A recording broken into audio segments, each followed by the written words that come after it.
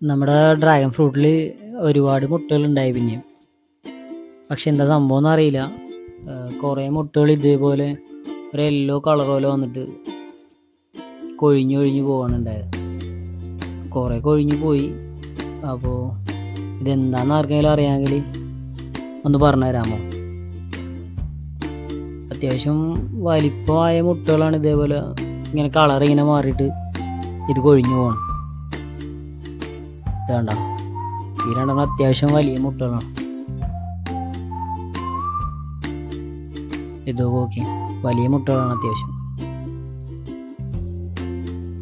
പിന്നെ കുറച്ച് മുട്ടകളൊക്കെ വലുതായി, ഏകദേശം ഫ്ലവർ ആവാനായി. ഇതേപോലെ കുറച്ചുണ്ട്. ഇപ്പം എന്താണെന്ന് അറിയില്ല, ഇപ്രാവശ്യം ഒരുപാട് മുട്ടകൾ ഉണ്ടായിട്ടുണ്ട്.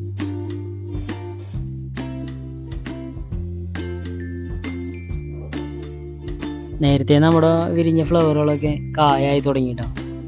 ഇതിലും 3 ഉണ്ടായി, ഒരെണ്ണം കൊഴിഞ്ഞുപോയി. ഇതേപോലെ കളർ അങ്ങോട്ട് മാറിയിട്ട് കൊഴിഞ്ഞുപോയി. പിന്നെ ഇനിയും ഒരുപാട് മുട്ടകളുണ്ട് ഇതിൽ വിരിയാൻ വേണ്ടി. അപ്പോൾ ഇതെന്താണെന്ന് ആർക്കെങ്കിലും അറിയാമെങ്കിൽ ഒന്ന് കമൻറ്റ് ചെയ്യട്ടോ.